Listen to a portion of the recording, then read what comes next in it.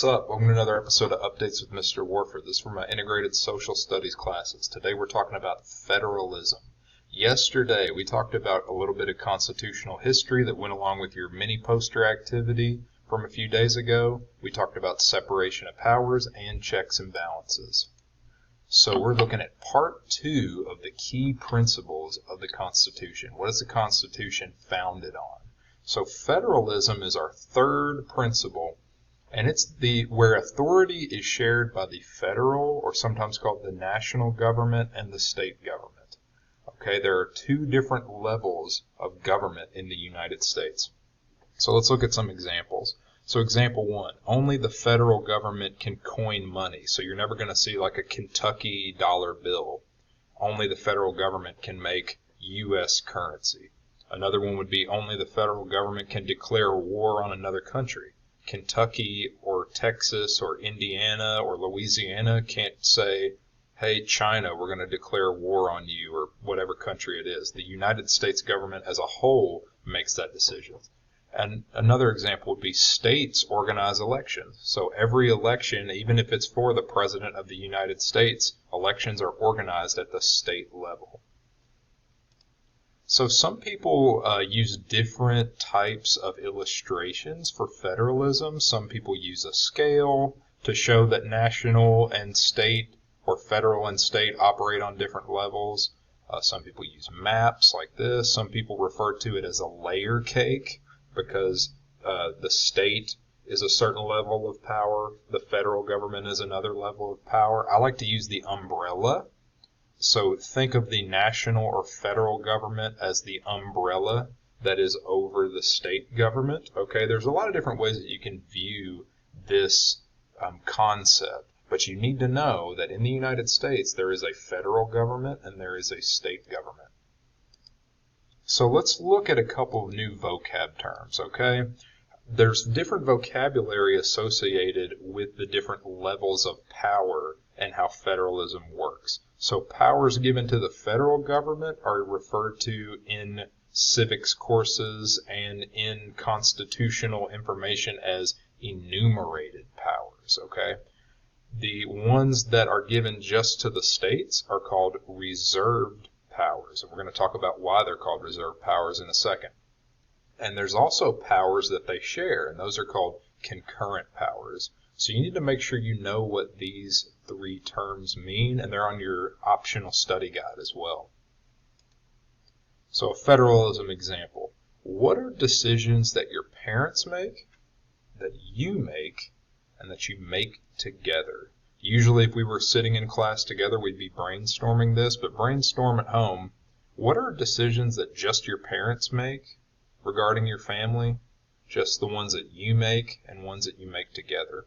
And maybe as you're thinking, you came up with something along these lines. So your parents kind of make these more overarching, kind of important decisions for your family, like where you live, where you go before you get a driver's license, or your ability to go off with your friends and do things when you're a little kid. They tell you where to go, what school you attend because of where you live. Big decisions like that are usually left to parents or guardians. Now you, on the other hand, you make decisions, smaller decisions that focus just on you, usually at this point in your life or a couple years younger. When you're an adult, you do whatever you want, but at this point in your life, you're probably making decisions like, what do I wear to school? What friends do I have at school?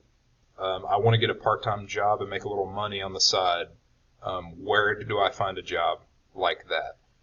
What high school classes do I take before I graduate? Stuff like that. You're making those other decisions that are just for you. They're not based on your entire family. They're just for you. Now, together, you guys can make all kinds of decisions that are important or not so important. So you guys can sit together and talk about what college maybe you want to go to, or maybe you want to go to some kind of trade school that costs money, and you guys are going to work together to pay for that. You're going to talk about that together. Where you're going to eat out for somebody's birthday, like we're going to go to Applebee's for somebody's birthday, or wherever it is, where you're going to go do that. Maybe your parents are like, we want to go on a vacation, we saved up our money, what's an idea of where do you want to go? That's stuff that you could do together. Federalism is just like that, okay? Federalism is just like the family dynamic. So the parents are the enumerated powers. They are the federal government. They're making a lot of those big decisions that affect everybody else. You, your brother, your sister, your cousin, your grandma. They're making those bigger decisions. They are the federal government. Those are the enumerated powers. You are making decisions like the states. You are like reserve powers, things that are more focused on your day-to-day. And then together, the examples that I gave, that would be examples of concurrent powers, where both of you are using your power together. So the family dynamic is a lot like federalism. Here's some examples, and you don't need to know these all for your test, but you do need to know some examples of national or federal powers, state powers, and powers that are shared. Okay, and we're going to be doing an assignment soon that deals with looking at these, but make sure that you know some of these. Okay, so the U.S. government, the national government, declares war. They make, or they have a postal system, the U.S. Postal Service. States, they make regulations for marriage licenses. They establish local governments. They can set up schools. And then they share a lot of things. They can collect taxes. There are state and federal taxes. They can regulate the banks that are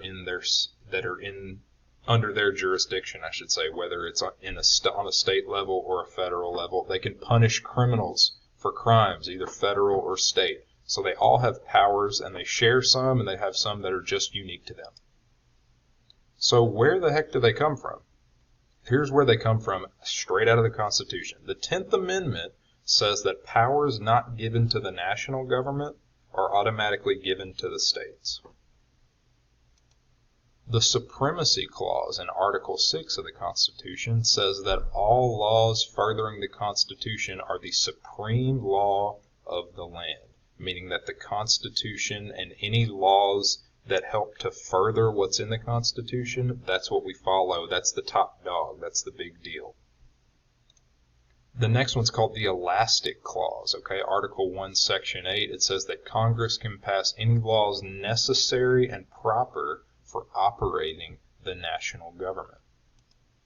So, to conclude, why do I care? Warford, why are we learning this? Why do I care about these new vocab terms? Here's why. The Constitution's a very brief document. The Founding Fathers did that on purpose. They knew that they could never think of every topic, every issue, every problem that could ever happen. These guys were riding around on horses and buggies. They didn't know that one day we would have nuclear weapons. So they made the Constitution brief on purpose. The Constitution's only about 7,500 words if you count the amendments as well. To compare, if you go to a cheesecake factory, the menu at the Cheesecake Factory is almost 6,000. So it's a very brief document that runs an entire country. So in all actions of the government, they're supposedly based on the Constitution. So if you have this kind of brief, kind of broad document, there's going to be some disagreement there. A lot of the division in U.S. government that still exists today is because of disagreements on the interpretation of the Constitution. So all the stuff that we're going to be talking about going forward in this class is based on differences of opinion of what's in this important document. Over time, another thing is over time, the federal government has gained much more power than the states, and that's been like a gradual increase in power of the federal government. We're going to talk about, is that good or is that bad? So the reason we're learning about this is what's in the Constitution and how it's worded and how people interpret it is going to dictate a lot of the issues that we see in our country. So after this, what I want you to do is go into Google Classroom, and there'll be a short assignment that's reviewing this video. Have a great day.